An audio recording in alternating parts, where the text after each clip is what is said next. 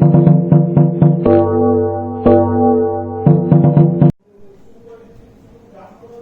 વિદ્યાર્થી મિત્રો, ધોરણ 9 ની અંદર આપણે સાયન્સ સ્ટાર્ટ કરીએ છીએ અને એની અંદર પર્યાવરણનું એક ચેપ્ટર છે, ચેપ્ટર નંબર 14 નૈસર્ગિક સ્ત્રોતો. બરોબર છે?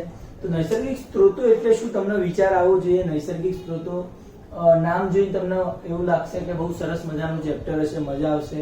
તો ખૂબ મજા આવે એવું ચેપ્ટર છે. અંદર વાતાવરણ, જીવાવરણ, મૃદાવરણ વગેરે ભણવાના છે. પવનો કેવી રીતે બને છે એ ભણશું.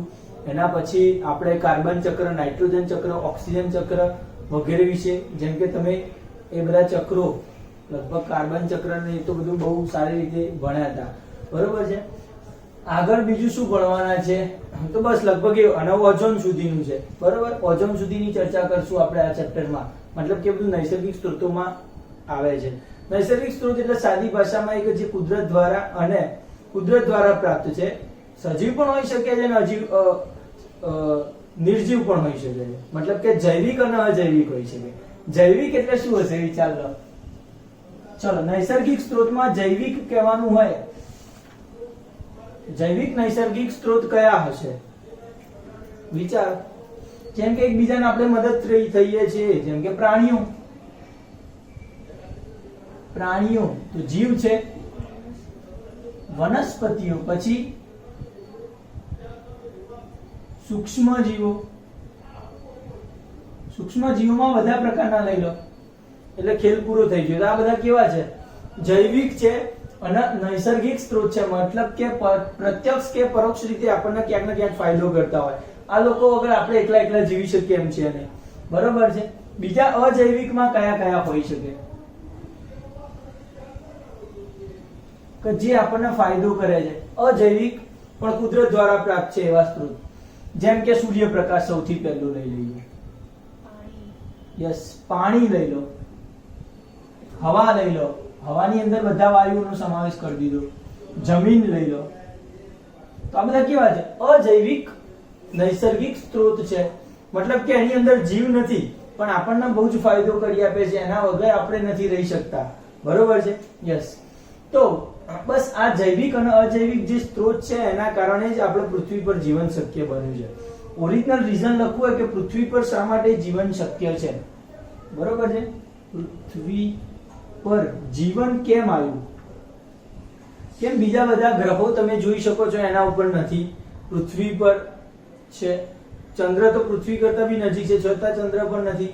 એનું કારણ માત્ર એટલું જ છે કે પૃથ્વી પર એટલા માટે જીવન છે કે સજીવો જે છે બધા જ પ્રકારના, તો એ સજીવોને જીવંત રહેવા માટેનું પૂરતું વાતાવરણ માત્ર પૃથ્વી પર જ મળી રહે છે.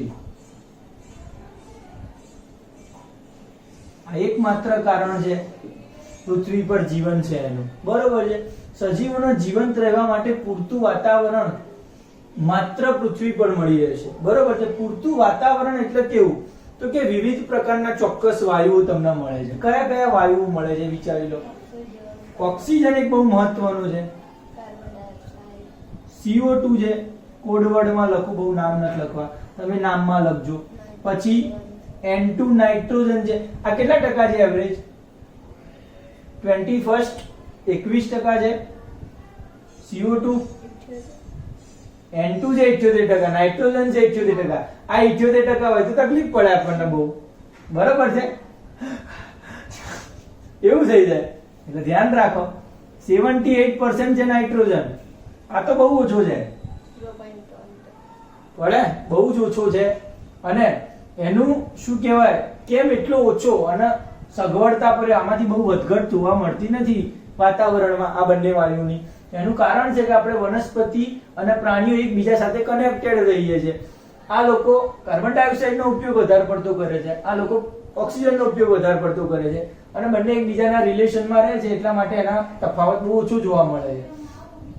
તો આ બધા જીવંત વાયુઓ કે જેને સજીવોને બહુ જરૂર પડે છે, તો એવા વાયુઓ છે એ ચોક્કસ માત્રામાં અહીંયા મળી રહે છે આપણને પૃથ્વી ઉપર. તો આવા અલગ અલગ કારણોસર આપણા શું કહેવાય પૃથ્વી ઉપર જીવન શક્ય બન્યું છે. બરોબર વાત છે. બીજી વાત કરીએ તો આપણે જે વાત કરી વાતાવરણમાં, તો વાતાવરણમાં બીજું શું શું સમાવેશ થાય છે વિચારો. ખાલી એક જ વખત બોલીએ, શું સમાવેશ થાય છે? ચાલો, તો વાતાવરણની અંદર વિચારી લો શું સમાવેશ થતો છે.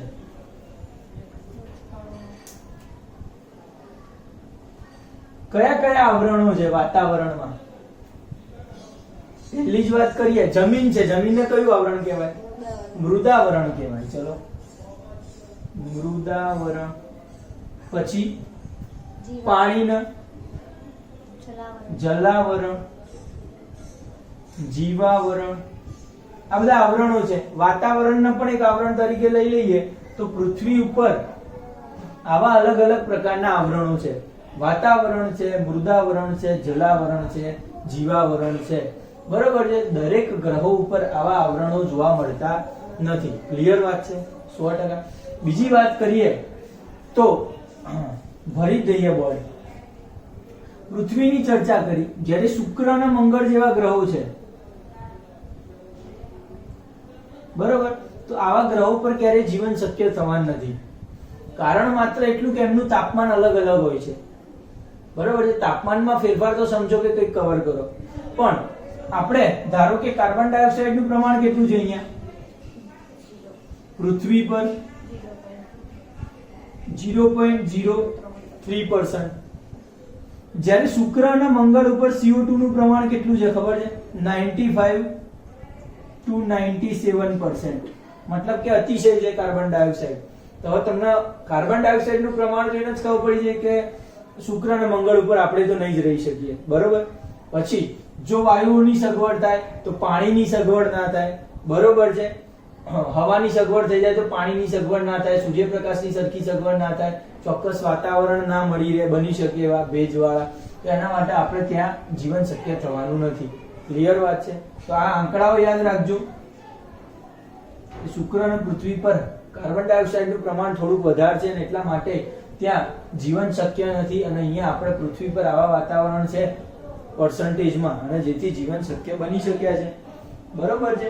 હવે નામ જે આપણે લખ્યા છે, વાતાવરણ કેવું છે, મૃદાવરણ, જલાવરણ, જીવાવરણ કેવું છે, એની ચર્ચા કરીએ.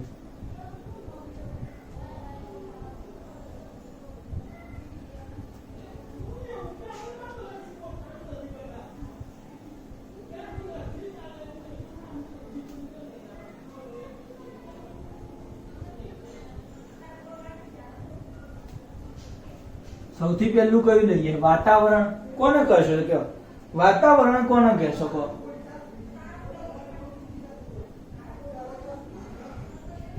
ચલો, તો કે હવાનું જે આવરણ જે છે, પૃથ્વીની સપાટીની ઉપર રહેલું હવાનું આવરણ,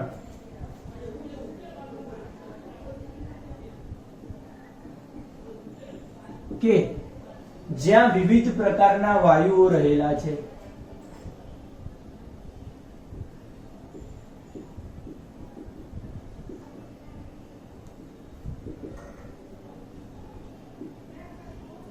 એ બધું સમાવેશ થવાનો છે. વાતાવરણમાં સમાવેશ થશે. વાયુઓને તમારે એક્ઝામ્પલ તરીકે નામ લખવા હોય તો તમે લખી શકો છો, હમણાં લખ્યા થાય. બીજું લઈએ જલાવરણ. તો કેટલું છે? તો કે આપણા પૃથ્વી પર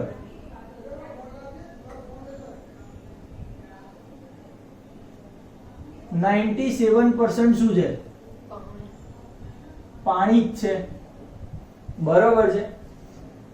ભૂગર્ભ જળ સહિત, ભૂગર્ભ જળ સહિત. બરોબર છે. યસ. તો આ પાણીના આવરણને જલાવરણ કહીશું આપણે.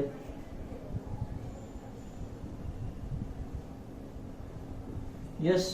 જેટલી પૃથ્વી મતલબ કે જમીન ઉપર જેટલી સજીવ સૃષ્ટિ નથી એના કરતા પાણીમાં વધારે સજીવ સૃષ્ટિ છે. ત્યાં પાણીમાં બહુ જ મોટા પ્રમાણમાં શું કહેવાય સજીવો જોવા મળે છે. મતલબ કે પાણીમાં રહેતા સજીવો છે, અને જે આપણી કરતા સંખ્યામાં થોડાક વધારે છે એવું કહી શકાય. બરોબર. તે સારું વાતાવરણ પૂરું પાડે છે પૃથ્વી. એના પછી મૃદાવરણ લો. મૃદાવરણમાં કોણ આવશે? જમીન આવશે. બરોબર છે. મતલબ કે ખડકો,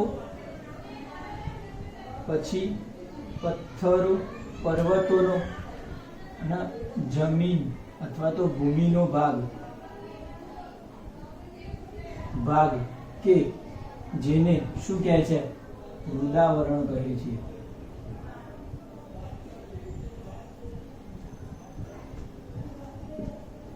કે જ્યાં પ્રાણીઓ અને સજીવો, વનસ્પતિઓ વસવાટ કરે છે.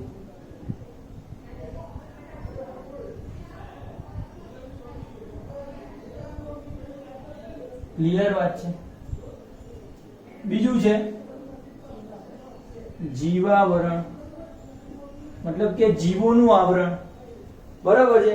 મતલબ કે એવું આવરણ કે જ્યાં જૈવિક અને અજૈવિક બધા એકબીજા સાથે સેટ થઈ અને રહે છે. બરોબર છે. યસ, મતલબ કે જૈવિક અને અજૈવિક કુદરતી સંસાધનો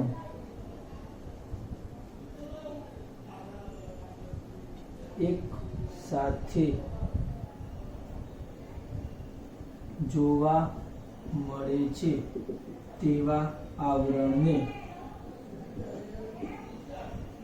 જીવાવરણ કહે છે. પડે ખબર? યસ, જૈવિકમાં તમને ખબર છે, મતલબ કે જે જીવો વાળા પ્રાણીઓ, વનસ્પતિઓ અને એની સાથે અજૈવિક એટલે પાણી, સૂર્યપ્રકાશ વગેરે સાથે એકબીજા, એ બધા કુદરતી સંસાધનો છે, એક સાથે એકબીજા સાથે સંગઠન કરી, એકબીજાનો ઉપયોગ કરી અને જ્યાં રહે છે અને જીવાવરણ કહીશું આપણે. બરોબર છે. તો આ થઈ ગયા 4 આવરણો. એના પછી આપણે જોવાના છીએ કે જે આપણા વાતાવરણમાં કાર્બન ડાયોક્સાઇડ અને ઓક્સિજન છે એનું પ્રમાણ કેવી રીતે જળવાઈ રહે છે. બરોબર છે. તો તમને વિચાર આવશે કદાચ કેવી રીતે જળવાઈ રહે છે, તો વિચારી લો.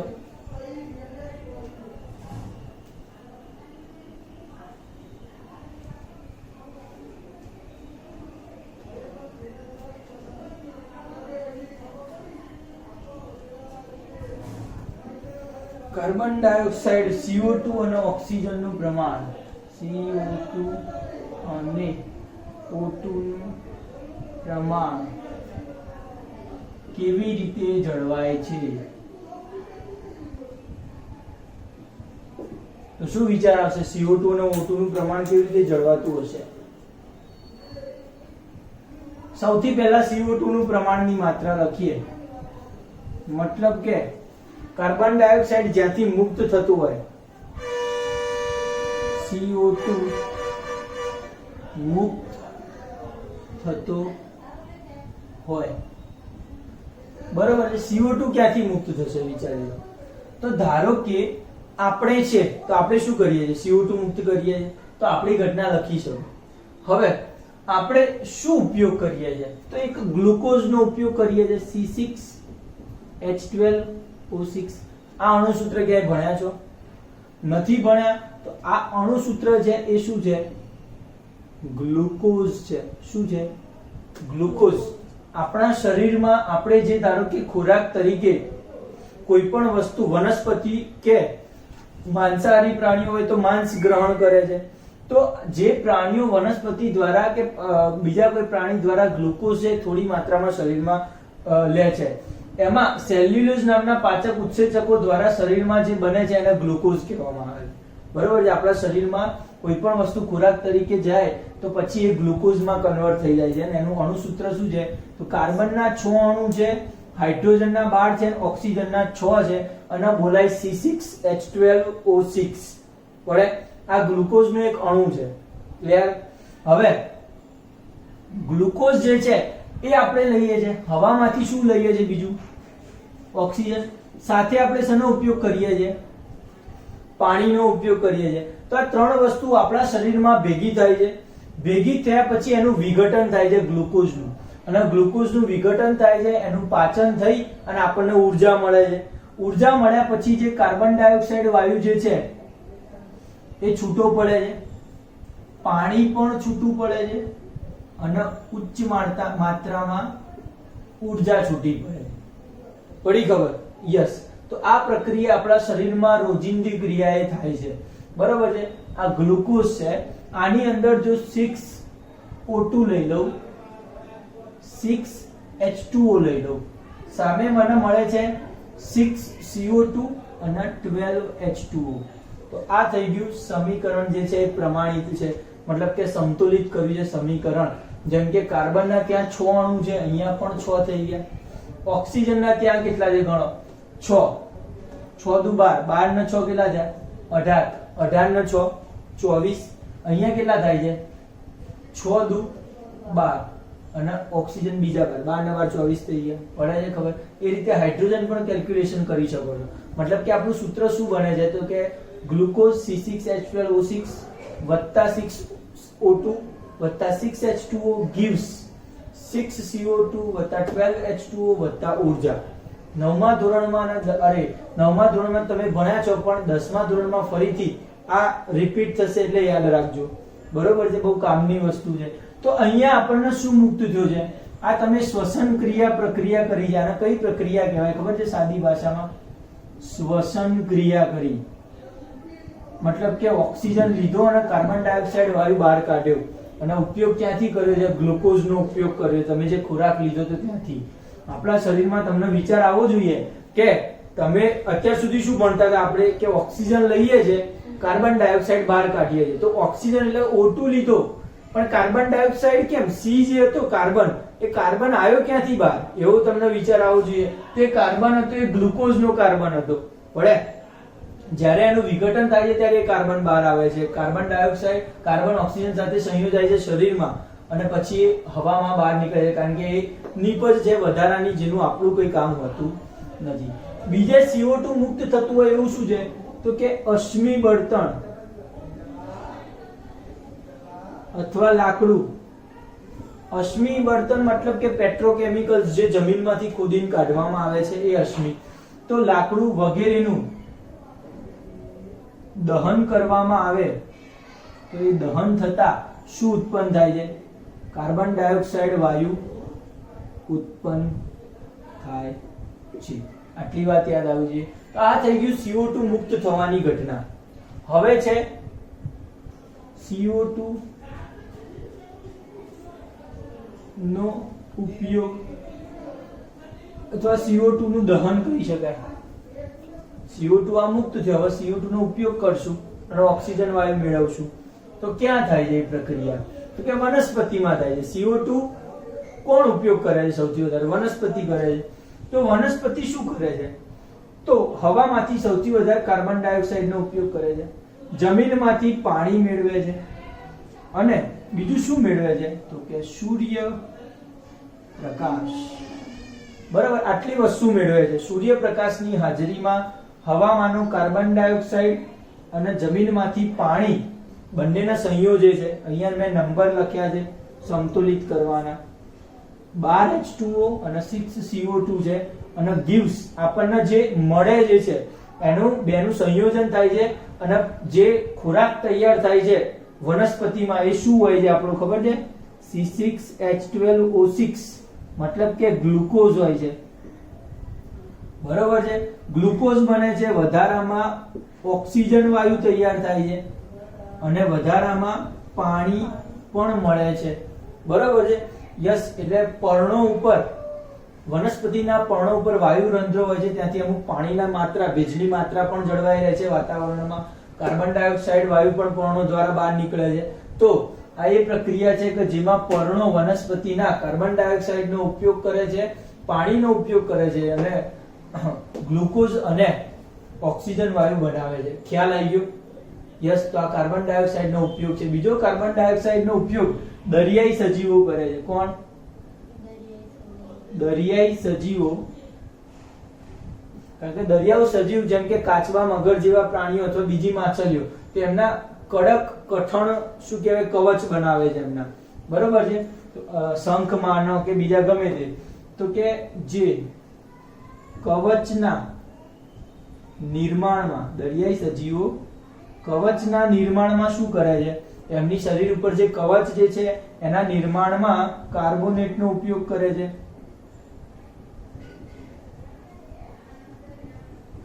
કરે છે અને જે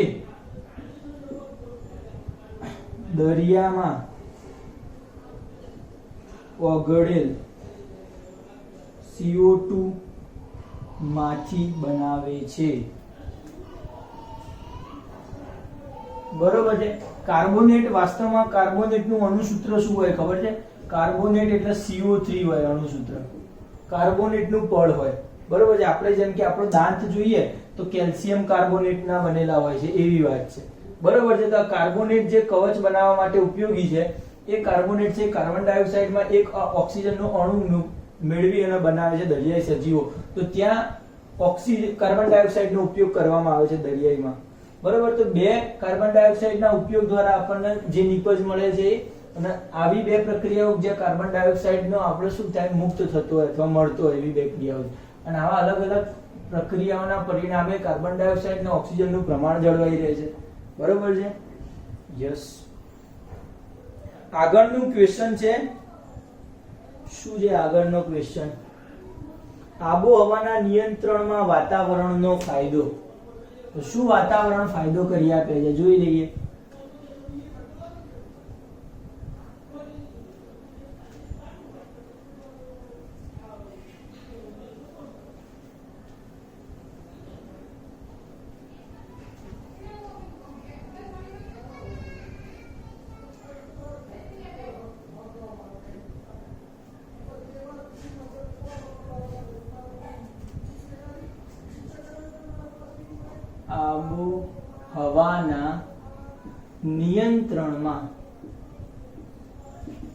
આબોહવાના નિયંત્રણમાં વાતાવરણનો ફાળો.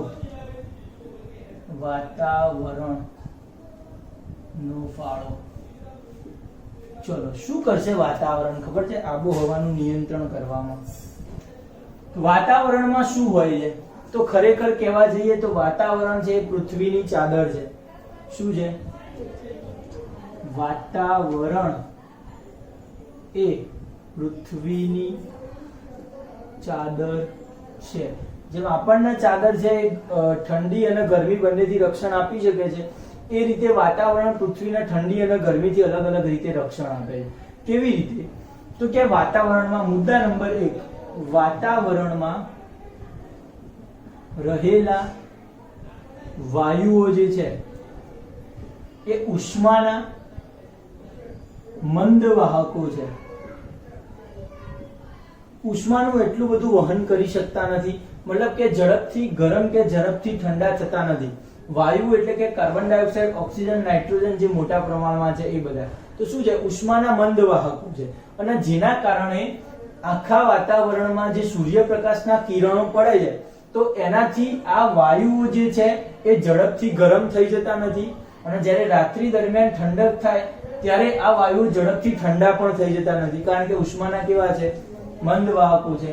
મતલબ કે દિવસ રાત દરમિયાન તાપમાનમાં અનુક્રમે વધારો અને ઘટાડો જાળવી રાખવામાં મદદ કરે છે. પડી ગઈ ખબર? ઉષ્માના મંદ વાહક છે ને એટલા માટે દિવસ દરમિયાન જે છે તાપમાનમાં વધારો જાળવી રાખશે, બહુ વધારો નહીં થવા દે, અને રાત દરમિયાન ઘટાડો જાળવી રાખશે, મતલબ કે બહુ ઘટાડો પણ નહીં થવા દે. એનો મતલબ એમ કે દિવસ અને રાત દરમિયાન જે ટેમ્પરેચર છે એમાં બહુ મોટો ફેરફાર આવવાનો નથી. બરોબર છે. બીજું યસ, સમગ્ર શું કહેવાય, સમજી લો પૃથ્વી પણ સૂર્યથી જેટલા અંતરે છે એટલું જ ચંદ્ર છે, એવરેજ એટલું કહી શકાય, એના કરતા બહુ ફેરફાર નથી. તો મતલબ કે સૂર્યથી પૃથ્વી અને ચંદ્ર બે સમાન અંતરે છે, છતાં ચંદ્રના તાપમાનમાં બહુ ફેરફાર જોવા મળે છે, મોટો ફેરફાર, અને પૃથ્વીના વાતાવરણમાં બહુ મોટો ફેરફાર જોવા મળતો નથી. બરોબર છે. આખા વર્ષ દરમિયાન એનું જે વાતાવરણ જે છે, બરોબર છે, સમગ્ર વર્ષ દરમિયાન પૃથ્વીનું તાપમાન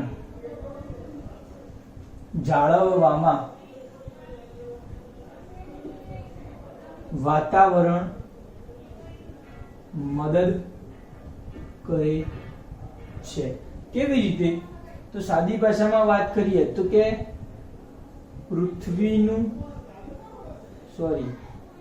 ચંદ્રનું વાતાવરણ દિવસનું તાપમાન લગભગ 100 થી ઉપર જતું રહે, 110 રાખીએ, 110 સેલ્સિયસ, અને રાત્રિનું તાપમાન -119 સેલ્સિયસ જેટલું થઈ જાય છે. બરાબર છે. મતલબ કે તાપમાનમાં બહુ મોટો ફેરફાર જોવા મળે છે. જોઈ શકો છો 190 છે. સારો એવો ફેરફાર છે. જુઓ, દિવસનું તાપમાન 110 સેલ્સિયસ અને રાત્રિનું તાપમાન કેવું છે? -190 સેલ્સિયસ. મતલબ શું છે? સમજી લો કે પૃથ્વીના દિવસનું તાપમાન કેવું હોય? તે એવરેજ મેક્સિમમ હોય, ગરમ થઈને કેટલું થાય? 40 ડિગ્રી, કદાચ સારા એવા વાતાવરણ હોય તો 45 કે 50 ડિગ્રી સેલ્સિયસ તાપમાન, અને ઠંડુ થઈને કેટલું થાય છે? તો કે 20-30 એવું સેલ્સિયસ. અમુક જગ્યાએ શિયાળો હોય તો 5 કે 10, 0 કરતા તો બહુ ઓછું અમુક જ જગ્યાએ થાય છે. ક્લિયર વાત છે. તો બહુ મોટો તાપમાનમાં ફેરફાર જોવા મળતો નથી. એનું કારણ માત્ર વાતાવરણ છે કે વાતાવરણમાં એવા વાયુઓ જે છે કે જે ઝડપથી ઠંડી અને ગરમીમાં ફેરફાર લાવતા નથી. અને ચંદ્રમાં આટલો બધો ફેરફાર શેના કારણે છે? કારણ કે ચંદ્રની પાસે પોતાનું વાતાવરણ નથી, એના કારણે આવું થાય છે. એનો મતલબ કે જો પૃથ્વીને પણ જો પોતાનું વાતાવરણ ના હોત તો આટલું ટેમ્પરેચર, મતલબ કે -190 થઈ જાય રાતે અને દિવસે 110 સેલ્સિયસ, તો આટલું તાપમાન સહન લગભગ સજીવ સૃષ્ટિ ન કરી શકત. બરોબર છે. અને એટલા માટે વાતાવરણ આપણા મુખ્ય ફાળો છે આબોહવાના નિયંત્રણમાં. મતલબ કે તાપમાનના નિયંત્રણમાં તો ખાસ ફાળો સર્જે છે.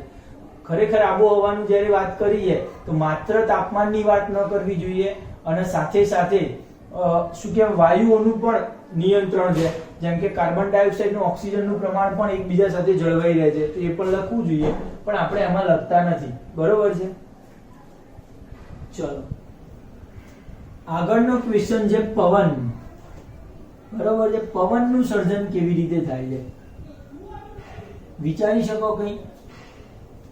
આ તમને સરસ મજાનું, જ્યારે તમને ઉનાળો હોય, બરોબર છે, અને પછી જ્યારે ચોમાસું આવવાની શરૂઆત થઈ જાય છે ત્યારે ઠંડા ઠંડા પવનો વાવાની શરૂઆત થાય છે. બરોબર. આ ઉનાળા પછી જ્યારે ચોમાસું આવે ત્યારે બહુ મસ્ત ઠંડા પવન વાય છે. અથવા ખાલી દિવસ રાતનો ફેરફાર સમજીએ તો કોઈ પણ ઋતુમાં દિવસે ગરમ પવનો વાતા હોય, અને જેવી સાંજ કે રાત થવાની શરૂઆત થાય છે ધીમે ધીમે મસ્ત આનંદદાયી પવનો આવે છે. બરોબર. તો એનું કારણ શું છે? આ પવનો આવે છે ક્યાંથી? બરોબર છે. પવનોનું સર્જન જોઈએ આપણે. સાયન્સ શું છે? પવનનું સર્જન કેવી રીતે થાય? બરોબર છે. સમજવાનો વધારે કોન્સેપ્ટ રાખજો. લખેલું તો તમને ગમે ત્યાંથી મળી જશે. બરોબર છે. પવનનું સર્જન સૌથી પહેલા ક્યાંથી થાય છે એવું વિચારીએ તો વાસ્તવમાં જે હવામાં શું છે, તો આપણા પૃથ્વી ઉપર બે વસ્તુ છે, જમીન છે અને શું છે? પાણી છે. પૃથ્વીની સપાટી ઉપર મુખ્યત્વે શું છે? જમીન છે અને પાણી છે. મુદ્દા લખું ખાલી. ચલો હવે જ્યારે સૂર્યપ્રકાશ પૃથ્વી પર પડે છે ત્યારે શું થશે? જ્યારે સૂર્યપ્રકાશ પૃથ્વી પર પડે છે ત્યારે મોટા ભાગના સૂર્યના કિરણો શોષાઈ જાય. મોટા ભાગના કિરણો તો કેવા થઈ જશે? શોષાઈ જાય છે. થોડા ઘણા કિરણો જે છે, અમુક કિરણો, થોડાક કિરણો પરાવર્તન પામે છે. 8મા ધોરણમાં પરાવર્તન સમજી ગયા કે સપાટી પર કિરણ પડે અને પછી પાછું ફરે. તે પાછું ફરવાની ઘટના જે પરાવર્તનની ઘટના હતી, યાદ કરો. તો હવે જે પાછા ફરે છે કિરણો, તો જ્યારે આવતા હતા ત્યારે એની સ્પીડ વધારે હતી, એટલે વાતાવરણ બહુ રોક્યું ખરી પણ બહુ રોકી ના શકે, પણ જ્યારે જતા હશે ત્યારે એની સ્પીડ બહુ ઓછી હશે, કિરણોની તીવ્રતા ઓછી થઈ જાય છે, જેના કારણે જે વાતાવરણ છે એ વાતાવરણ સાથે અથડાય છે, બરોબર છે, એટલે કે પૃથ્વીના નીચેના વાતાવરણ સાથે અથડાય છે, સાથે અથડાય. હવે લોજિકલ વાત છે કે સૂર્યના કિરણો છે તો ઠંડા તો હશે નહીં, થોડા ઘણા ગરમ હશે, બરોબર છે. સૂર્યના કિરણો કેવા હશે? થોડા ઘણા ગરમ હશે, તો એ પૃથ્વીના નીચેના વાતાવરણ સાથે અથડાય છે અને વાતાવરણને ગરમ કરે છે, ગરમ કરે છે. વાતાવરણ ગરમ થઈ ગયું. હવે જેવું વાતાવરણ ગરમ થાય છે તો આ ગરમ વાતાવરણ જે છે જે પવનનું સર્જન કરે છે. આ ગરમ વાતાવરણ પવનનું સર્જન કરે છે. કઈ કઈ રીતે પવનનું સર્જન થશે તો બે ભાગમાં સમજીએ. એક દરિયા તરફના પવનો, બરોબર છે, અને એક છે જમીન તરફના પવનો. મતલબ કે એક પવન કેવા છે? દરિયા તરફથી આવી રહ્યા છે. તો દરિયા તરફથી પવન ક્યારે આવશે સમજી લો. દિવસમાં આવવા જોઈએ કે રાતમાં આવવા જોઈએ? માત્ર દિવસ રાતનો તફાવત સમજીએ. શેનો સમજીએ? દિવસ અને રાત. એટલે તમે આખા વર્ષ દરમિયાન જે ઠંડા પવનો આવે છે એ વિચારી શકશો. દિવસ અને રાત દરમિયાન દરિયા તરફથી પવનો ક્યારે આવશે, બરોબર છે. તો સાદી ભાષામાં સમજવાની વાત કરીએ તો દિવસ અને રાત છે. સમજી લો કે પહેલું દિવસનો વારો લઈએ તો જ્યારે દિવસ છે, હવે દિવસ છે અને સૂર્યના કિરણો શું છે? પૂરતી માત્રામાં પડતા હશે. હવે લોજિકલ વાત એ છે કે જમીન અને પાણી છે બંને ગરમ તો થવાના છે, પણ જમીન છે એ સૌથી વધારે ઝડપથી ગરમ પણ થાય અને સૌથી વધારે ઝડપથી ઠંડી પણ થાય, બરાબર છે. એક મુદ્દો અહીંયા આગળ લખી નાખજો, અહીંયા લખી નાખજો. જમીન સૌથી વધુ ઝડપથી ગરમ પણ થાય છે અને ઠંડી પણ થાય. યસ, જમીન છે ઝડપથી ગરમ પણ થઈ જશે, ઝડપથી ઠંડી પણ થઈ જશે.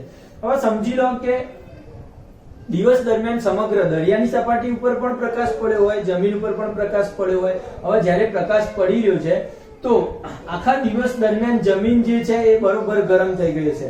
જમીન ગરમ થવાના કારણે એની નજીકના જે વાતાવરણના વાયુઓ છે એ ગરમ થાય. તો જમીનની વાતાવરણના વાયુઓ ગરમ થાય છે, એની સાપેક્ષે પાણી જે છે એ ઓછું ગરમ થયું હોય તો દરિયાની સપાટીના ઉપરના વાતાવરણના વાયુ છે ઓછા ગરમ હશે, બરોબર છે. તેવું લોજિક સમજી શકાય કે જમીનના વાયુઓ અથવા તો જમીનનું વાતાવરણ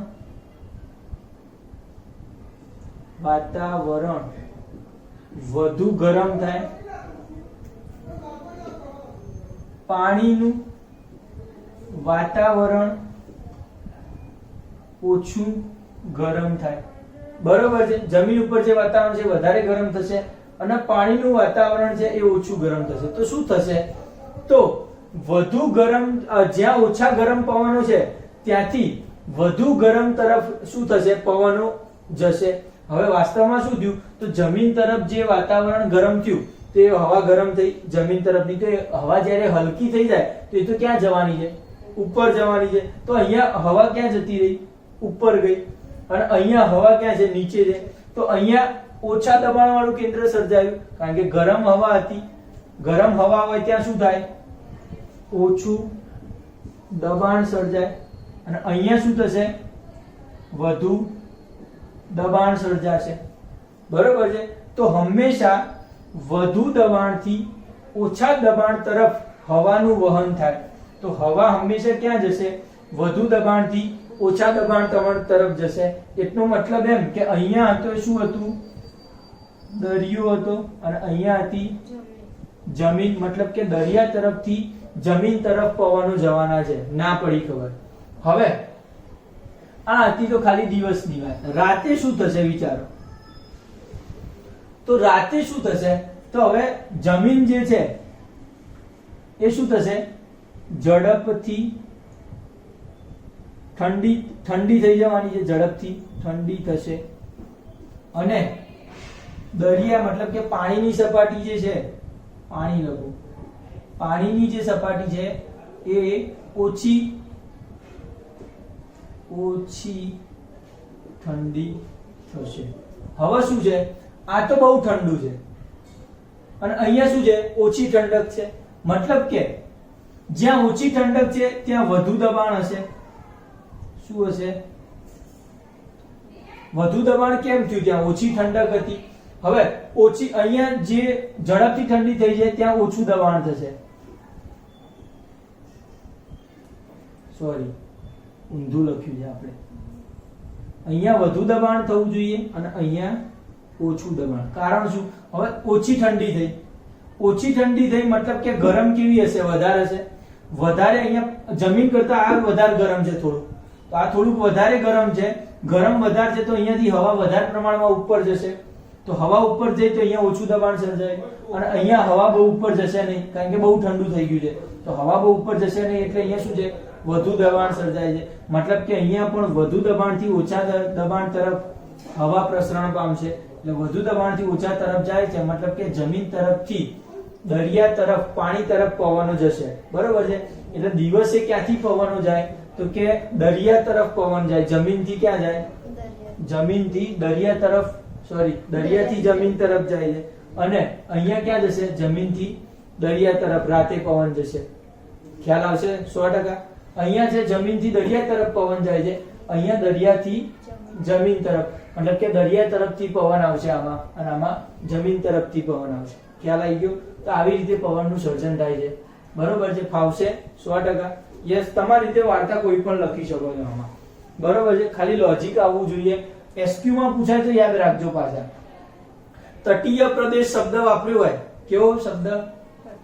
તટીય પ્રદેશ. તો તટ હોય તો એને જમીન કહીશું આપણે. તો જમીન પ્રદેશમાં શું હોય છે? તો જમીન પ્રદેશમાં તમારે લખવાનું થાય ત્યારે અહીંયા ઓછું દબાણ ને અહીંયા શું લખજો? વધારે દબાણ. એ તમારા દિવસ અને રાતના તફાવત પ્રમાણે તમે અલગ અલગ લખી શકો છો. બરોબર છે? યસ. તો આ થઈ ગયું પવનનું સર્જન. આગળ જોઈએ તો પવનનું તો સર્જન થઈ ગયું. હવે હવા લઈએ. હવા, આજે હવા જે છે એમાં કયા કયા પ્રદૂષણો થાય છે વિચારો.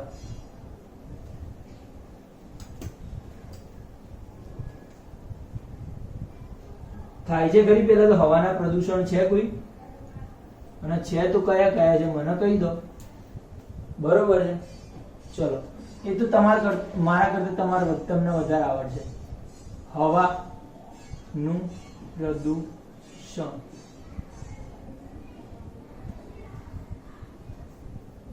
હવાનું પ્રદૂષણ કોને કહેવાય? તો આની વ્યાખ્યા લખવી હોય તો શું લખી શકાય? તો કે એવા વાયુઓ, એવા હાનિકારક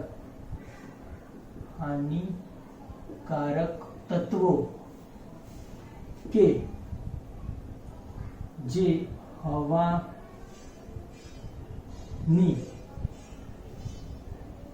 પેલું બગાડ, આબોહવાને નુકસાન પહોંચાડે છે.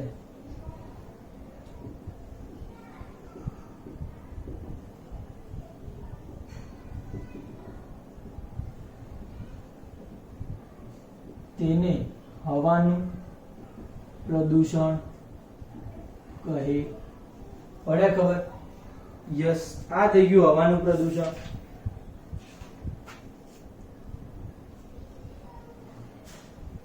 ગુણવત્તામાં થતા, ગુણવત્તાને નુકસાન, હવાની ગુણવત્તા શબ્દ રાખો. નુકસાન પહોંચાડે છે તેને હવાનું પ્રદૂષણ કહે છે. અમુક હાનિકારક એવા તત્વો હોય છે કે જે હવામાં ભળે અને હવાની ગુણવત્તા બગાડે છે, તો એને આપણે હવાનું પ્રદૂષણ કહીએ છીએ. હવે વિચારો તમે કે એવા કયા કયા જે તત્વો હશે કે જે હવાનું પ્રદૂષણ વધારે માત્રામાં કરે છે. વિચારો શાંતિથી. જેમ કે તમે કારખાના અથવા ઉદ્યોગો લઈ લો. પહેલું લઈ લો કારખાના અને ઉદ્યોગો. કારખાના અને ઉદ્યોગોમાંથી જે પેદા થતા બળતણ દ્વારા અથવા તો પેદા થતા ઝેરી વાયુઓ, બરોબર છે, ઝેરી વાયુઓ હવાને પ્રદૂષિત કરે છે. બીજું, બળતણ, અશ્મિ બળતણ દ્વારા, અશ્મિના બળતણ દ્વારા ઉત્પન્ન થતો CO2 અને અશ્મિ બળતણ દ્વારા જે કાર્બન ડાયોક્સાઇડ ઉત્પન્ન થાય છે એ હવાનું પ્રદૂષણ કરે છે. ઝેરી વાયુઓમાં કોનો કોનો સમાવેશ કરીએ ખબર છે?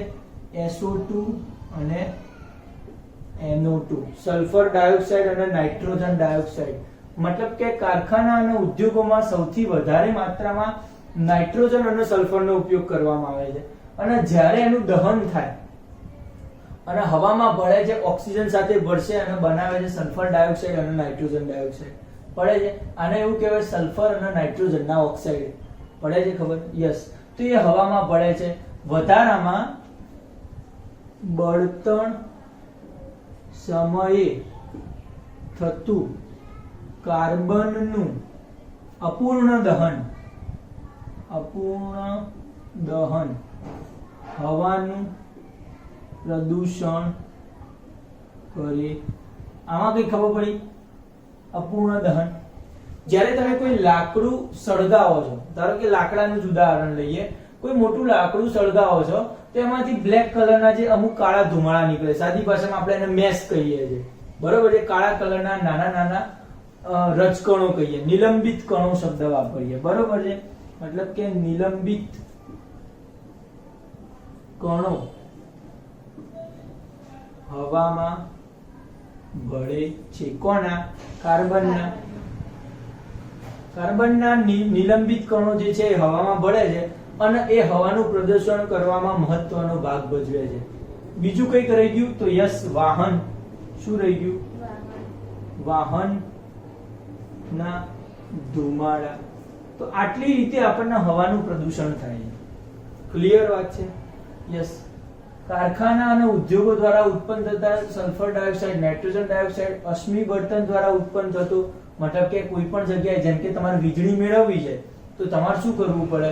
તો કે અશ્મિઓનું બળતણ દ્વારા વીજળી મેળવવામાં આવે છે, કોલસાનું દહન કરવામાં આવે છે. કોલસો એટલે એક અશ્મિ બળતણ કહી શકાય. પછી બળતણ સમયે કાર્બનનું અપૂર્ણ દહન, નિલંબિત કણો કાર્બનના હવામાં ભળે છે અને વાહનોના ધુમાડા. તો આટલા કારણે હવાનું પ્રદૂષણ થઈ રહ્યું છે. બરોબર છે? ચલો હવે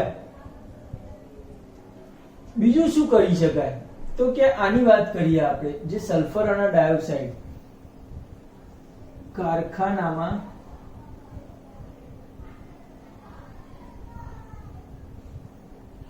સલ્ફર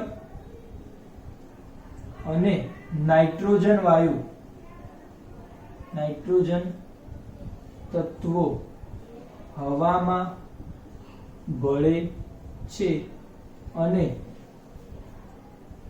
સલ્ફર અને નાઇટ્રોજનના ઓક્સાઇડ બનાવે છે. ઓક્સાઇડ બનાવે છે. હવે આ તો કેવા તત્વો થઈ ગયા? સલ્ફર અને નાઇટ્રોજનના ઓક્સાઇડ એ ઝેરી તત્વો છે. તો આ ઝેરી તત્વો જ્યારે ઓક્સાઇડ એટલે કે વાયુ સ્વરૂપમાં રૂપાંતરણ થઈ જાય છે, ત્યાર પછી આપણે જો એને શ્વાસમાં લઈએ તો શ્વાસના રોગો કરશે, કેન્સર કરશે. હવા મતલબ કે શ્વાસના રોગો, કેન્સર નું કારણ બને છે. બરોબર છે? આના કારણથી. બીજું શું થશે? તો કે જ્યારે આનું પ્રમાણ વધી જાય અને હવામાં પાણી સાથે ભળી જાય, પાણીના કણો સાથે, બરોબર છે, અને પછી વાદળમાં ભળી જાય છે અને એસિડ વર્ષા સ્વરૂપે નીચે આવે, બરોબર છે? વધારામાં શું કરાવે છે? એસિડ વર્ષા કરાવે છે. બરોબર છે? મેં બોલ્યો એ બધું લખી નાખવાનું કે હવામાં ભળે છે, પાણીના કણો સાથે ભળી અને વરસાદ સ્વરૂપે નીચે આવે છે અને એસિડ વર્ષા કરે છે.